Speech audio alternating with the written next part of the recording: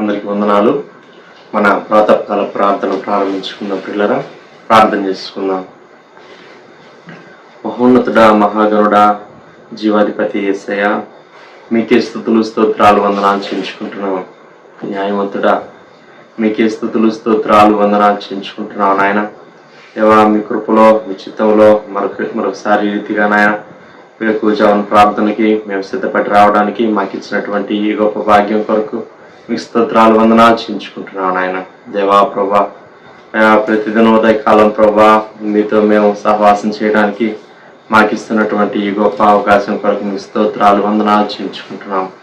దేవా మరి తండ్రి, అవును ప్రభా, మీతో సహవాసానికి మమ్మల్ని పిలుచుకున్నారు. అందరూ బట్టి మీ స్తోత్రాలు చెల్లించుకుంటున్నాం. ఇదిగో ప్రభా, దీనులంగా రిక్తులంగా మరొకసారి మమ్మల్ని మేము తగ్గించుకొని మీ పాద సన్నిధిలో ప్రభా చేరి, ఇదిగో ప్రభా, దాసుడు తన యజమాని తట్లు కనులెత్తినట్లుగా దేవా మేము కూడా ప్రభా ఎంతో దీనత్వంతో విధేయతతో దేవా మా యజమానుడైనటువంటి మీ వైపు మా కనులెత్తుతున్నాం. దేవా మరి తండ్రి ప్రభా, మా యందు మీ కృప చూపించమని ప్రార్థన చేస్తున్నాం. దేవా మరి తండ్రి, మీ కనుదృష్టి మీ దయ మా మీద ఉంచమని ప్రార్థన చేస్తున్నాం. నాయన 91వ కీర్తన చదువుకునే సమయాన్ని దీవించండి. దేవా వాక్కులు వాగ్దానాలు దేవా మరి తండ్రి నాయన, అయా ప్రభా మరి అయా నా కృపను వీడిపోదన్నారు. ఇదిగో ప్రభా మరి తండ్రి నాయన, మీ వాక్కులు వాగ్దానాలు మా పక్షంగా మీరు నెరవేర్చమని ప్రార్థన చేస్తున్నాం. విశ్వాసంతో నిరీక్షణతో చదువుకుంటూ ఉండగా దేవా ప్రభా మరి తండ్రి నాయన, గొప్పగా మా పక్షంగా మీరే నెరవేర్చి మీ నామానికి మహిమ తెచ్చుకోండి. దేవా ఇంతవరకు నాయన అయా 91వ కీర్తనలో ఉండేటువంటి అనేక వాక్కులు వాగ్దానాలు మా పక్షంగా మీరు నెరవేరుస్తూ వచ్చినటువంటి దినాలు మాసాలన్నిటి కొరకు మీ స్తోత్రాలు. మరి ఈ దినం కూడా విశేషంగా మీరే కృప చూపించి నెరవేర్చమని ప్రార్థన చేస్తున్నాం. మరొకసారి ప్రభా, మీ సేవకుల ద్వారా మీ వాక్యం ద్వారా మీరు మాతో మాట్లాడమని ప్రార్థన చేస్తున్నాం. దేవా మరి తండ్రి నాయన, అలా చివరి ప్రార్థన ఆశీర్వాదం వరకు మీ సన్నిధి మాకు తోడుగా ఉంచమని ప్రార్థన చేస్తున్నాం. తండ్రి ప్రభా, అయా లైవ్ లో ఏకీవించే ప్రతి బిడ్డని, అలాగే ప్రభా ఈ కార్యక్రమాన్ని వీక్షించేటువంటి ప్రతి ఒక్క వ్యక్తిని విశేషమైనటువంటి కృపగా చెప్తూ దేవా ముందున్న సమయం అంతటిని మా కొరకు దీవించమని యేసయ్య నామములో స్తుతించి ప్రార్థన చేసి అడిగి వేడుకొంచున్నాం పరలోకపు తండ్రి. ఆమేన్. ఆమేన్. 91వ కీర్తన చదువుకుందాం. మహోన్నతుని చాటున నివసించువాడే సర్వశక్తి నీడను విశ్రమించువాడు. మహోన్నతుని చాటున నివసించువాడే సర్వశక్తి నీడను విశ్రమించువాడు. ఆయనే నాకు ఆశ్రయము, నా కోట, నేను నమ్ముకును నా దేవుడని నేను యెహోవాని గూర్చి చెప్పుచున్నాను. ఆయనే నాకు ఆశ్రయము, నా కోట, నేను నమ్ముకుని నా దేవుడని నేను యెహోవాను గురించి చెప్పుచున్నాను. వేటకాని ఊరిలో నుండి ఆయన నిన్ను విడిపించును, నాశనకరమైన తెగులు రాకుండా నిన్ను రక్షించును. వేటకాని ఊరిలో నుండి ఆయన నేను విడిపించును, నాశనకరమైన తెగులు రాకుండా నేను రక్షించును. ఆయన తన రెక్కలతో నిన్ను కప్పును, ఆయన రెక్కల క్రింద నీకు ఆశ్రయం కలుగును. ఆయన సత్యము కేడమును డాలునై ఉన్నది. ఆయన తన రెక్కలతో నిన్ను కప్పును, ఆయన రెక్కల కింద నీకు ఆశ్రయం కలుగును. ఆయన సత్యము కేడమును డాలునై ఉన్నది. రాత్రి వేళ కలుగు భయమునకైనను, పగటి వేళ ఎగురు బాణమునకైనను, రాత్రి వేళ కలుగు భయమునకైనను, పగటి వేళ ఎగురు బాణమునకైనను, చీకటిలో సంచరించు తెగులునకైనను, మధ్యాహ్నం మందు పాడు చేయు రోగమునకైనను నీవు భయపడుకుందువు. చీకటిలో సంచరించు తెగులుకైనను, మధ్యాహ్నం మందు పాడు చేయు రోగమునకైనను నీవు భయపడకుందు. నీ ప్రక్కన 1000 మంది పడినను, నీ కుడి పక్కన 10,000 మంది కూలినను అపాయం నీ వద్దకు రాదు. నీ ప్రక్కన 1000 మంది పడినను, నీ కుడి ప్రక్కన 10,000 మంది కూలినను అపాయం నీ ఎదుకు రాదు. నీవు కన్నులారా చూచుచుండగా భక్తిహీనులకు ప్రతిఫలం కలుగును. నీవు కన్నులారా చూచుండగా భక్తిహీనులకు ప్రతిఫలం కలుగును. యెహోవా నీవే నా ఆశ్రయము అని నీవు మహోన్నతుడైన దేవుని నీకు నివాస స్థలంగా చేసుకుని ఉన్నావు. యెహోవా నీవే నా ఆశ్రయము అని నీవు మహోన్నతుడైన దేవుని నీకు నివాసస్థలముగా చేసుకుని ఉన్నావు. నీకు అపాయం ఏమీ రాదు, ఏ తెగులును నీ గుడారము సమీపించదు. నీకు అపాయం ఏమీ రాదు, ఏ తెగులును నీ గుడారము సమీపించదు. నీ మార్గములన్నిటిలో నిన్ను కాపాడుటకు ఆయన నిన్ను గూర్చి తన దూతలకు ఆజ్ఞాపించును. నీ మార్గములన్నిటిలో నిన్ను కాపాడుటకు ఆయన నిన్ను గూర్చి తన దూతలకు ఆజ్ఞాపించును. నీ పాదములకు రాయి తగలకుండా వారు నిన్ను తమ చేతుల మీద ఎత్తి పట్టుకుందరు. నీ పాదములకు రాయి తగులకుండా వారిని తమ చేతుల మీద ఎత్తి పట్టుకుందరు. నీవు సింహములను నాగుపాములను త్రొక్కెదవు, కొదమ సింహములను భుజంగములను అనగద్రొక్కెదవు. నీవు సింహములను నాగుపాములను త్రొక్కెదవు, కొదమ సింహములను భుజంగములను అనగద్రొక్కెదవు. అతడు నన్ను ప్రేమించుచున్నాడు గనుక నేను అతన్ని తప్పించదను, అతడు నా నామం ఎరిగిన వాడు గనుక నేను అతన్ని కనపరచదను. అతడు నన్ను ప్రేమించుచున్నాడు గనుక నేను అతన్ని తప్పించదను, అతడు నా నామం ఎరిగిన వాడు గనుక నేను అతన్ని కనపరచెదను. అతడు నాకు మొరపెట్టగా నేను అతనికి ఉత్తరం ఇచ్చదను, శ్రమలో నేను అతనికి తోడై ఉండెదను, అతను విడిపించి అతని గొప్ప చేసేదను. అతడు నాకు మొరపెట్టగా నేను అతనికి ఉత్తరం ఇచ్చేదను, శ్రమలో నేను అతనికి తోడైండేదను, అతను విడిపించి అతని గొప్ప చేసేదను. దీర్ఘాయు చేత అతనిని తృప్తిపరచదును, నా రక్షణ అతనికి చూపించదను. దీర్ఘాయువు చేత అతను తృప్తిపరిచేదను, నా రక్షణ అతనికి చూపించదను. ఆమేన్. దేవుని వాక్యం విందాం ప్రియులారా. దైవజనులు ప్రదర్శకులు గారు వచ్చి మనకు దేవుని వాక్యాన్ని అందిస్తారు. ప్రియమైన వారలారా, ప్రభు నామములో మీకు వందనములు తెలియపరుస్తూ ఉన్నాను. లూకా వ్రాసినటువంటి సువార్త 15వ అధ్యాయం 11వ వచనం నుండి చదువుకుందాం. 21వ వచనం. లూకా వ్రాసిన సువార్త 15వ అధ్యాయం 11వ వచనం నుండి. మరియు ఆయన ఇట్లన్ను, ఒక మనుష్యునికి 2 కుమారులుండ్రి. వారిలో చిన్నవాడు తండ్రి, ఆస్తిలో నాకు వచ్చు భాగమిమ్మని తన తండ్రిని అడుగ్గా అతడు వారికి తన ఆస్తిని పంచిపెట్టాను. కొన్ని దినములైన తరువాత చిన్న కుమారుడు సమస్తమును కూర్చుకొని దూరదేశమునకు ప్రయాణమైపోయి అతడు తన ఆస్తిని దుర్వ్యాపారం వలన పాడు చేశాను. అదంతా ఖర్చు చేసిన తర్వాత ఆ దేశమందు గొప్ప కరువు రాగా వాడు ఇబ్బంది పడసాగి వెళ్లి ఆ దేశస్తుల్లో ఒకరి చెంత చేరను. అతడు పందులను మేపుటకు తన పొలముల్లోనికి వారిని పంపాడు. వాడు పందులు తిని పొట్టుతో తన కడుపు నింపుకొని ఆశపడిన గాని ఎవడును వానికి ఏమీ ఇయ్యలేదు. అయితే బుద్ధి వచ్చినప్పుడు వాడు, నా తండ్రి వద్ద ఎంతో మంది కూలి వాండ్రకు అన్నము సమృద్ధిగా ఉన్నది, నేనైతే ఇక్కడ ఆకలికి చచ్చిపోతున్నాను.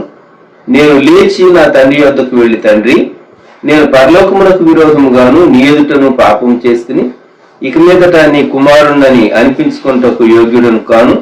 నన్ను నీ కూలి వారిలో ఒకనిగా పెట్టుకొనమని అతనితో చెప్పుదును అనుకని లేచి తండ్రి వద్దకు వచ్చాను. వారు ఇంకా దూరముగా ఉన్నప్పుడు తండ్రి వారిని చూచి కనికరపడి పరుగెత్తి వారి మెడ మీద పడి ముద్దు పెట్టుకొని, అప్పుడు ఆ కుమారుడు అతనితో, తండ్రి, నేను పరలోకమునకు విరోధముగాను నీ ఎదుటను పాపం చేస్తుని ఇక మీదట నీ కుమారుణ్ణని అనిపించుకుంటకు యోగ్యుడను కానను. ప్రియమైన వారలారా, ఈ ఉదయకాలం తండ్రి దగ్గరకు తిరిగి వచ్చినటువంటి చిన్న కుమారుని పశ్చాత్తాపాన్ని గురించి మనం జ్ఞాపకం చేసుకుంటూ ఉన్నాం. చిన్న కుమారుడు తండ్రితో చెప్పినటువంటి మాట 21వ వచనం, లూకా సువార్త 15:20. తండ్రి, నేను పరలోకమునకు విరోధముగాను నీ ఎదుటను పాపము చేసి తిని. పరలోకమునకు విరోధముగాను నీ ఎదుటను, ఈ 2 మాటలు మీరు గమనించాలి అని నేను కోరుతూ ఉన్నాను. ఒక వ్యక్తి దేవునితో సమాధాన పడాలి అంటే మొదట తాను చేసినటువంటి పాపము దేవునికి వ్యతిరేకంగా పాపం చేశాడని తాను గ్రహించాలి. ఈ గ్రహింపు చాలా ప్రాముఖ్యమైనది.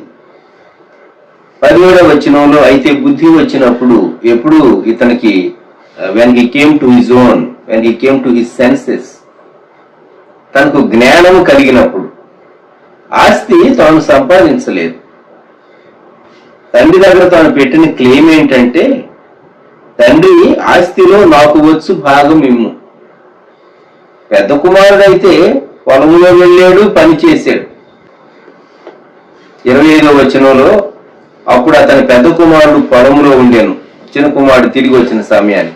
పెద్ద కుమారుడు పని చేసేటటువంటి, కష్టపడేటటువంటి స్వభావం కలిగినటువంటి వాడు, తండ్రి మాటకు లోబడే స్వభావం కలిగిన వాడు. చిన్న కుమారుడు అయితే పనిచేసేవాడు, లేక ఆ పొలంలోనికి వెళ్లి తండ్రి ఆస్తిని కాపాడి వృత్తిపరిచేటటువంటి వాడు కూడా కాడు అని మనకు అర్థమవుతుంది. యేసుక్రీస్తు ప్రభువారు చెప్పినటువంటి ఈ ఉపమానం. అయితే చిన్న కుమారుడు తండ్రి దగ్గరికి వెళ్ళి, ఆస్తిలో నాకు వచ్చు భాగం ఇమ్ము, నేను నీ కుమారుడను గనుక నీవు నాకు ఆస్తి ఇవ్వాలి, నా భాగం నాకు ఇచ్చే. మనిషి చాలా మార్లు ఏమనుకుంటాడంటే, దేవుడు నన్ను కాపాడాలి, దేవుడు నన్ను పోషించాలి. లోకంలో ఒక సామెత ఉంది, నారు పోసిన వాడు నీరు పోయాడా అని. దేవుడు కాపాడతాడు. అయితే దేవుడికి వ్యతిరేకంగా మనిషి పాపం చేయటానికి ప్రారంభించి ఇష్టానుసారంగా జీవిస్తే దేవుడి కాపుదల క్రిందికి రాకుంటే దేవుడు ఎలా కాపాడగలడు? ఈ కుమారుడు దూరదేశమునకు ప్రయాణం అయిపోయాడని ఉంది 13వ వచనం. అంటే తెలిసిన వారెవరూ కనబడకూడదు, తన ఇష్టం జరిగించుకోవటానికి ఎవరు తనకు అడ్డు రాకూడదు, లేకుంటే హితోపదేశం చేసేవారు ఎవరు ఉండకూడదు. తెలియనటువంటి స్థలంలో అయితే ఇష్టం వచ్చినట్టు జీవించవచ్చు. మానవుడు తన కోరికలను గుర్రాలను విడిచిపెట్టినట్టు విడిచిపెడితే విచ్చలవిడిగా మరి విహరించేటటువంటి గుర్రాల్లాగా కోరికలు మనిషిని తీసుకుని వెళ్ళి బొంట్లో పడేస్తాయి. చిన్న కుమారుడి విషయంలో తాను అదే మార్గాన్ని ఎన్నుకున్నాడు, మంచి మార్గం అనుకున్నాడు.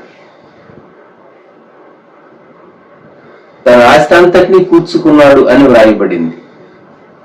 అంటే తనకు వచ్చినటువంటి ప్రాపర్టీ, బిల్డింగ్స్, పొలాలు అన్నిటినీ క్యాష్ రూపంలోకి మార్చుకుని మార్చుకుని దూరదేశంలోకి ప్రయాణం అయిపోయి చాలా మార్లు దేవుడిచ్చినటువంటి ఆరోగ్యం మనిషి పోగొట్టుకుంటాడు.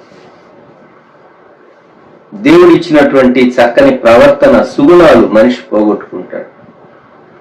లోకంలో అనవసరమైన వాటన్నిటికీ తన మనస్సును, తన సమయాన్ని ఇస్తాడు.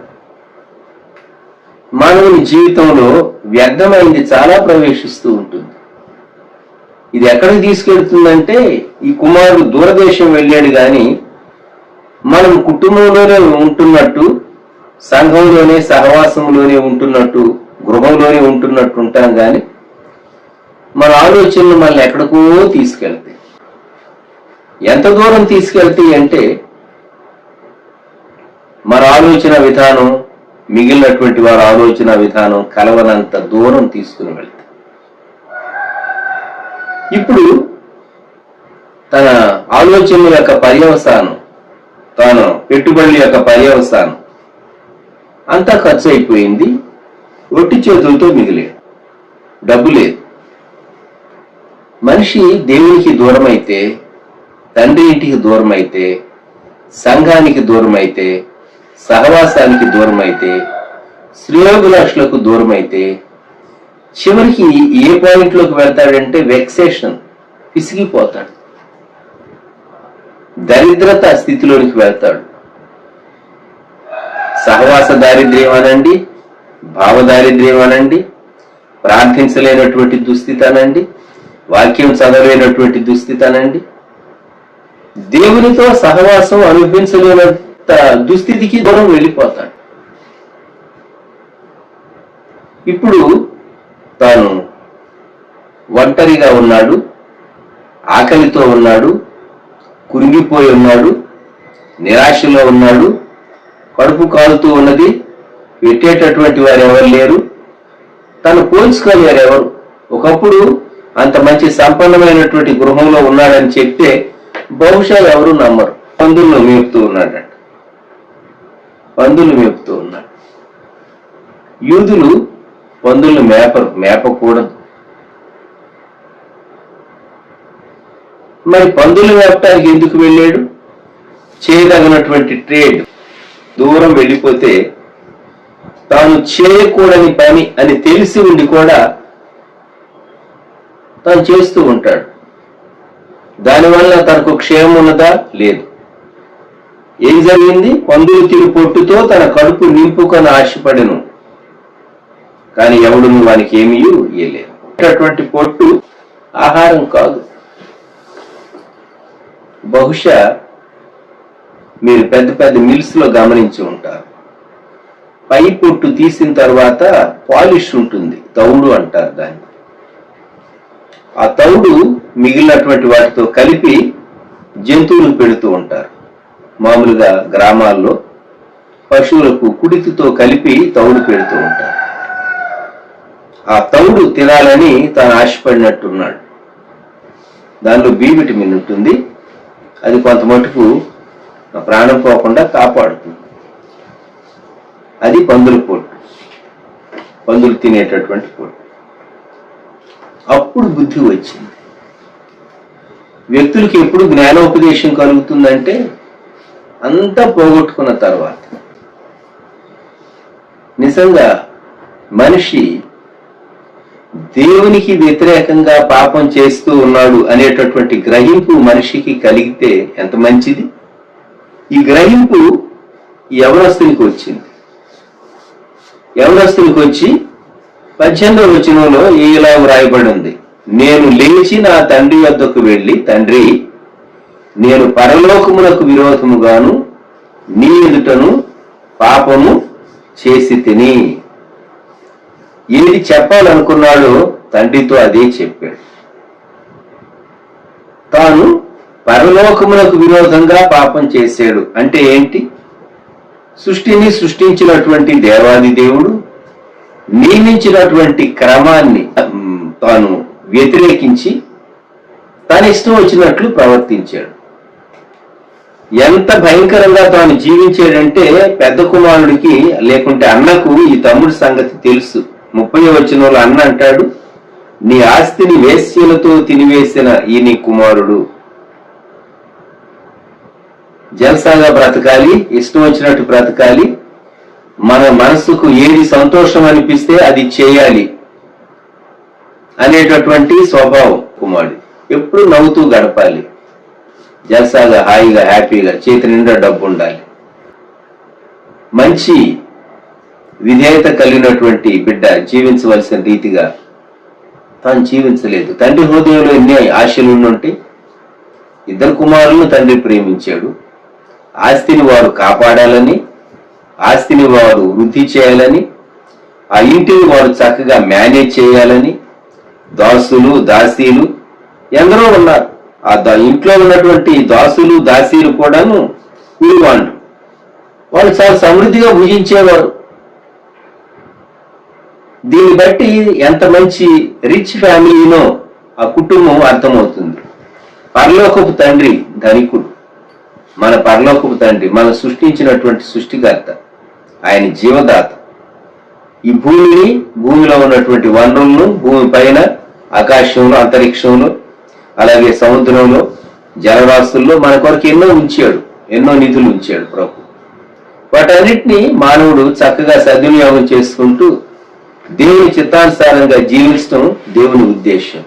అయితే మనిషి తన శరీర ఇచ్ఛలను, దురాశలను నెరవేర్చుకోవటం ప్రారంభించినప్పుడు తాను మొదట పరలోకమునకు విరోధముగా పాపం చేస్తూ ఉన్నాడు అని గ్రహించాలి. 2, నీ ఎదుటను పాపం చేస్తే, అంటే తండ్రి చూస్తూ ఉన్నా లేక తండ్రికి తెలుస్తుందని తనకు అర్థమైనా కూడా ఆయనకు తెలియదులే, ఆయన జనరేషన్ వేరు, నా జనరేషన్ వేరు.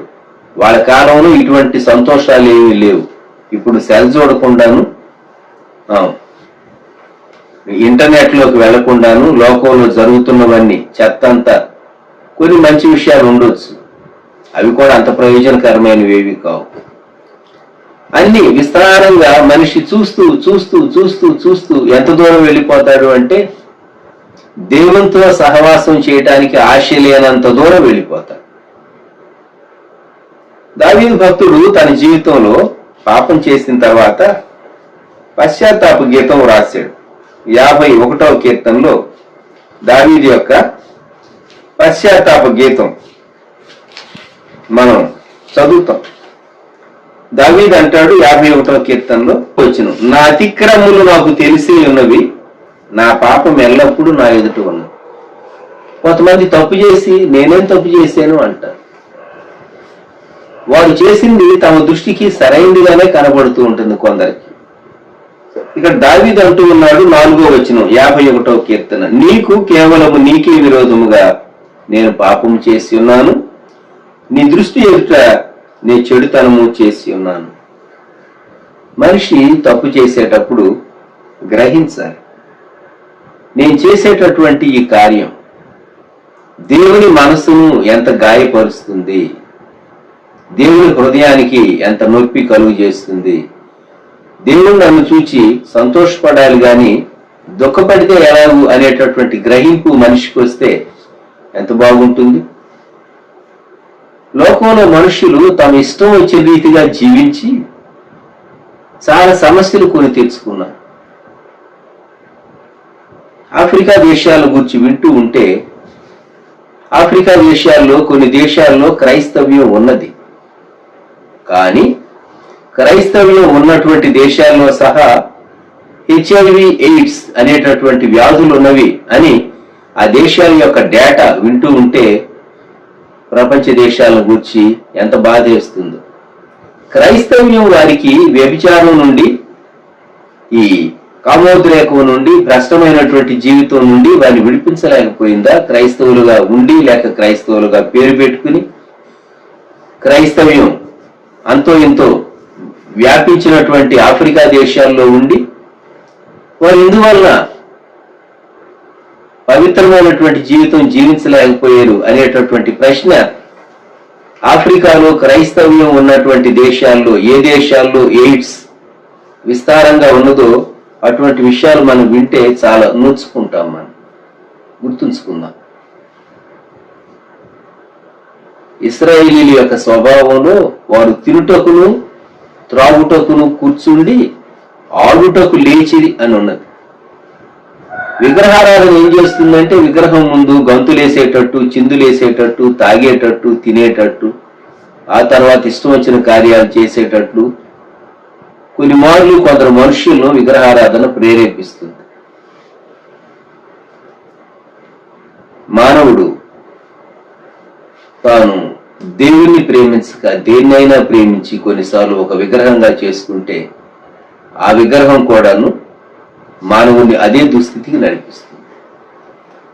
మనిషి చేసేటటువంటి తప్పు దేవునికి వ్యతిరేకంగా చేస్తూ ఉన్నాడు. నీ దృష్టి ఎదుట నీ చెడుతనము చేసి ఉన్నాను, నీకు కేవలము నీకే విరోధముగా నే పాపము చేసి ఉన్నాను అని దావీదు పశ్చాత్తాపంతో తాను ఈ కీర్తన వ్రాసింది.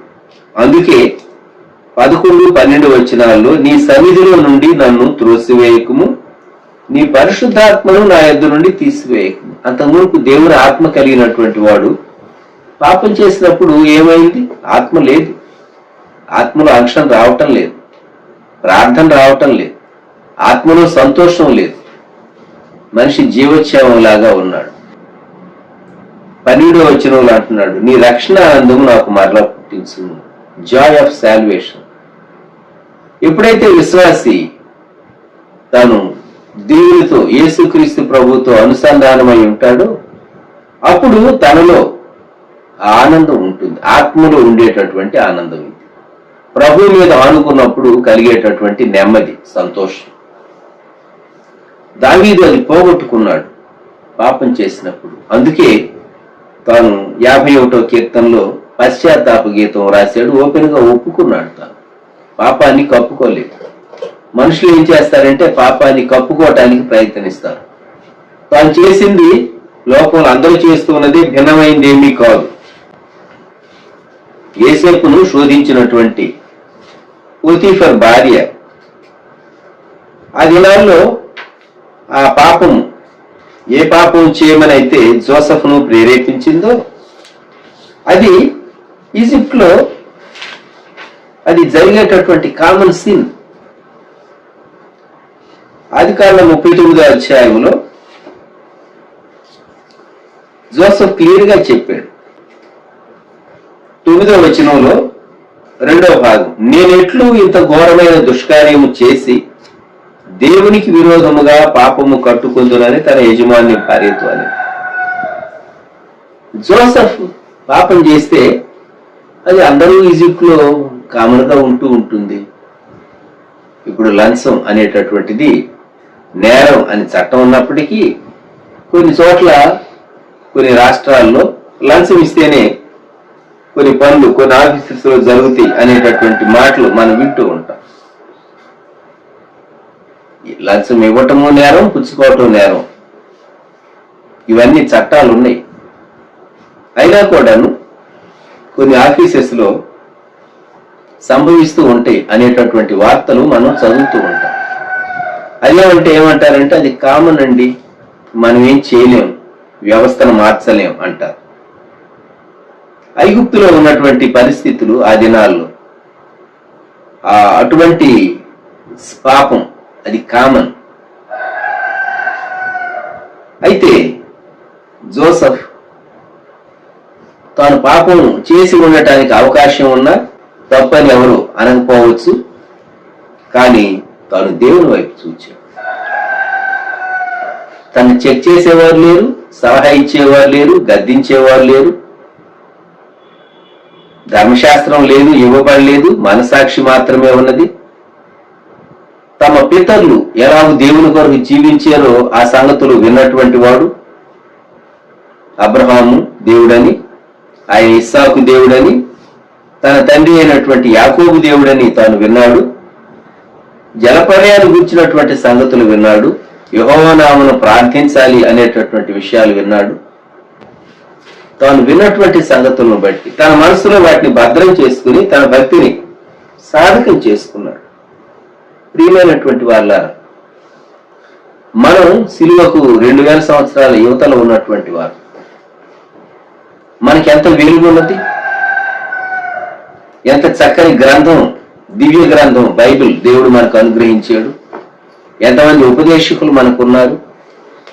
మనం పడిపోకుండా ఉండటానికి దేవుడు ఎంత చక్కని సంఘము సహవాసాన్ని మన కొరకు ఇచ్చాడు, మనల్ని హెచ్చరించే శ్రేయోభిలాషులను ఇచ్చాడు. ఈ సెటప్ అంతా దేవుడు మనకు అనుగ్రహించినా కూడా కొన్ని మార్లు వ్యక్తులు దేవునికి దూరం అవుతూ ఉంటారు. ఇక్కడ జోసెఫ్ ఏమన్నాడంటే, నేనెట్లు ఇంత ఘోరమైన దుష్కార్యము చేసి దేవునికి విరోధముగా పాపము కట్టుకుంది. ఏ తప్పైనా చేయమని మనసు ప్రేరేపించినప్పుడు ఒక వ్యక్తి వేసుకోవాల్సినటువంటి ప్రశ్న, నేను చేసేటటువంటి ఈ పని దేవుని ఎదుట ఎలా ఉంటుంది? ఇది ఘోరమైనది, ఇది చెడు కార్యము, దుష్కార్యం. నేనెట్లు ఇంత ఘోరమైన దుష్కార్యము చేసి దేవునికి విరోధముగా పాపం కట్టుకుంది. దేవుని దృష్టిలో నేను చేయబోయే పని అంగీకరింపతగినదిగా ఉంటుందా? స్వపరీక్ష చేసుకోగలిగితే మనిషి పాపం చేయలేడు. ఒకవేళ ప్రేరణ శరీరంలో నుండి వచ్చిన, చుట్టూ పరిస్థితుల్లో నుండి, స్నేహితుల్లో నుండి, ఇంకా ఏ విధంగా సాతాను ప్రేరేపించిన ఆ ప్రేరణను జయించడానికి దేవుడు చూస్తూ ఉన్నాడు అనేటటువంటి గ్రహింపు, నేను చేయబోయేటటువంటి పని దేవునికి ఇష్టం లేదు అనేటటువంటి గ్రహింపు మనిషికి వస్తే అది చాలా మంచిది, క్షేమం. చిన్న కుమారుడు, తండ్రి నేను పరలోకమునకు విరోధముగాను నీ ఎదుటను పాపము చేసి తిని. That is the right confession. నీవు నీ ఆత్మీయ జీవితంలో నీ సంతోషాన్ని ఒకవేళ పోగొట్టుకుని ఉండుంటే, నీకు ప్రార్థన కుదరకపోతే, వాక్యం చదవాలనేటటువంటి ఆశ నీలో ఎక్కువ కలగకపోతే, నీ హృదయాన్ని పరీక్ష చేసుకో. ఎక్కడో నువ్వు డీవియేట్ అయ్యావు, నీవు దూరంగా వెళ్ళిపోయావు. చిన్న కుమారుడు దూరదేశం వెళ్ళాడు. మనం ఎక్కడికి దూరదేశం వెళ్ళం కానీ మనం గృహంలోనే ఉండి, ఇంట్లోనే ఉండి, టౌన్లోనే ఉండి, గ్రామంలోనే ఉండి, సంఘంలోనే, సహవాసంలోనే ఉండి మనసులో దేవునికి దూరం అవుతూ ఉంటాం. ఇది మన పరిస్థితి. దేవునికి దూరం అవుతూ ఉంటాం. ఎందువల్ల అంటే దేవునికి ఇష్టం లేనటువంటి కార్యం ఏదో నిన్ను పరిపాలన చేస్తూ ఉంది. నీవు చేస్తూ ఉన్నావు, నీ మనసాక్షికి తెలుసు. దాన్ని విడిచిపెడితే గాని, నీవు దేవుని ఎదుట ఒప్పుకుంటే గాని నీకు మరలా తండ్రితో సహవాసం రెస్టోర్ కాదు. తండ్రి ప్రేమించేటటువంటి తండ్రి, మన పరలోకపు తండ్రి మనల్ని ప్రేమించేటటువంటి ప్రేమ కలిగినటువంటి దేవుడు. నీవు తిరిగి వచ్చి నీ పాపం ఒప్పుకొని నీవు ఆయనతో సమాధాన పడాలని తండ్రి కోరుతూ ఉన్నాడు. Confession is very important. కన్ఫెషన్కు ముందు రియలైజేషన్ రావాలి, గ్రహింపు రావాలి, పశ్చాత్తాపం రావాలి. కొంతమంది పైన పెదవులతో ఏముందో ఒక సెంటెన్సే కదా సారీ.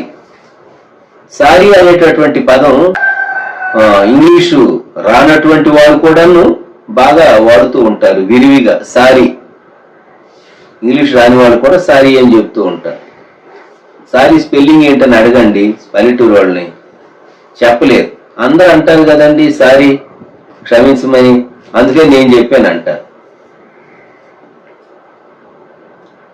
మనం క్షమించమని అడగటం పెదవులతో బాగా నేర్చుకుంటారు మనుషులు.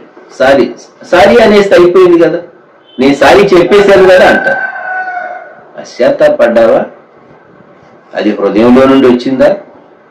పాపాన్ని అసహించుకుంటూ, చేసినటువంటి తప్పును అసహించుకుంటూ నిజంగా పశ్చాత్తాపంతోనే ఆ చిన్న కుమారుడు ఎలాగైతే తండ్రితో చెప్పాలనుకున్నాడు అలాగే వచ్చి చెప్పాడు, దావీదు నీ దృష్టి ఎదుట నేను చెడుతనం చేసి ఉన్నాను, నీకు విరోధంగా, కేవలం నీకు విరోధంగా నేను పాపం చేస్తున్నానని దావీదు అన్నాడు. జోసెఫ్ అయితే నేను ఈ పని చేసి ఎలాగూ దేవుని ఎదుట నేను తప్పిదస్తుడిని అయ్యేది, ఇది ఘోరమైనటువంటి దుష్కార్యం, చాలా చెడ్డ పని, దేవునికి విరోధంగా నేను ఈ కార్యం, ఈ పాపం, ఈ క్రియ నేను ఎలా చేయాలి అని ప్రశ్న వేశాడు. దాని పర్యవసానం కష్టం వచ్చినా శ్రమ వచ్చినా అనుభవించాడు. దేవుడు తనకు బహుమానం ఇచ్చాడు. ఈ ప్రాతకాల సమయంలో నీ జీవితంలో నీవు ఆత్మలో సంతోషం కలిగి ఉన్నావా? దేవునితో చక్కని సహవాసం కలిగి ఉన్నావా లేదా? పరిశీలన చేసుకో. అంత ఆత్మలో ఆనందం, సంతోషం లేక ఆత్మలో తండ్రి దేవునితో సహవాసం నీకు లేకుంటే నీ ఆత్మీయ జీవితాన్ని పరీక్షించుకోవాల్సినటువంటి ఆవశ్యకత ఎంతైనా ఉంది. దేవుణ్ణి నన్ను వేరు చేస్తూ ఉన్నది ఏది? ఎక్కడ నేను తండ్రి చిత్తం నుండి తొలగిపోయాను, దూరంగా వెళ్ళిపోయాను? ఏ ఆలోచనలు నా మనస్సును పరిపాలన చేస్తూ ఉన్నాయి? ఏ కోరికలు నా ఆలోచనలను నియంత్రిస్తూ ఉన్నాయి? నా సమయాన్ని నేను ఎలా గడుపుతూ ఉన్నాను? నేను చేసేవన్నీ దేవుని వాక్య వెలుగులో పరీక్షించుకుంటే దేవునికి ఎన్ని అంగీకారమైనవి, ఎన్ని అనంగీకారమైనవి? ఒకసారి మన జీవితాలను మనం పరీక్ష చేసుకుంటే మన జీవితాల్లో దేవునికి ఇష్టం లేని ఏది ఉన్నదో అర్థమైపోతుంది. దాన్ని ఒప్పుకోవాలి, కన్ఫెస్ చేయాలి. ఎప్పుడైతే మనిషి ఒప్పుకోవటం సరైన రీతిగా ప్రారంభిస్తాడో ఖచ్చితంగా ఆత్మలో కార్యం జరుగుతుంది. తండ్రితో నీవు సహవాసం చక్కగా చేయగలవు. మన ప్రభువైన యేసుక్రీస్తు వారి కృప, దేవుని ప్రేమ, పరిశుద్ధాత్మని అన్యోన్య సహవాసం సదాకాలం సంఘమునకు తోడై ఉండును గాక. ఆమేన్.